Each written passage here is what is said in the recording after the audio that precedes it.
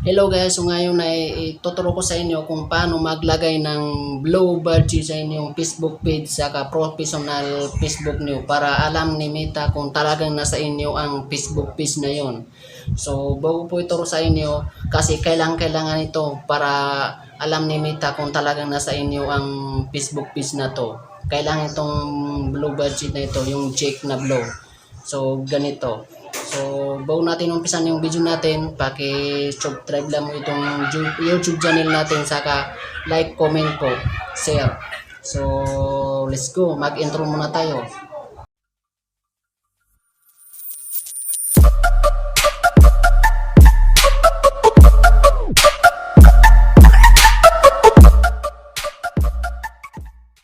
Paano mag-set up ng Blue Verification Badge? Napaka-importante nito upang matukoy ni Meta nga ikaw nga talaga ang nagmamay-ari ng iyong Facebook or Facebook page. Kung gusto mong i-verified ito, sundan mo lang ang video. Punta ka sa menu. Scroll down, hanapin ang Help and Support.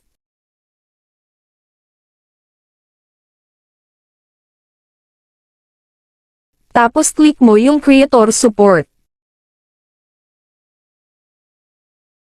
Dito piliin mo ang Account Management. Click ang Blue Verification Badge. Tapos About Verification Badge.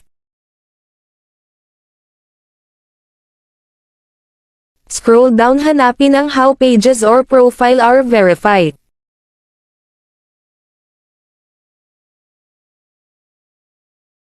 Tapos scroll down, hanapin at i-click mo yung Fill out this form.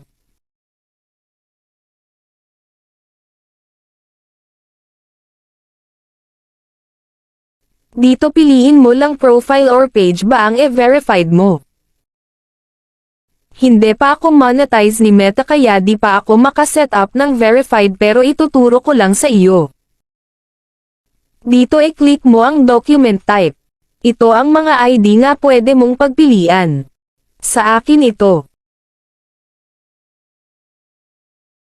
Sa Add Document, i-click mo yung Choose Files.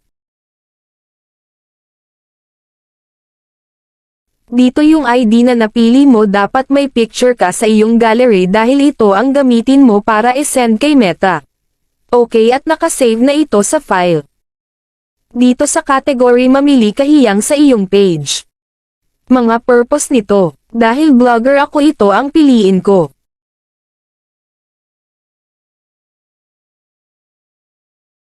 Dito country at region, piliin mo kung saang bansa ka.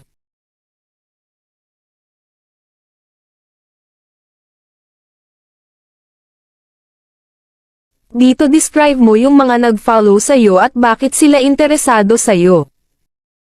Dito sa optional na, sa'yo na lang kung lagyan mo o hindi. Dito kung may mga social media accounts ka sa ibang platform, pwede mo i-copy yung link at ilagay mo dito, pero pwede na rin na hindi mo lagyan.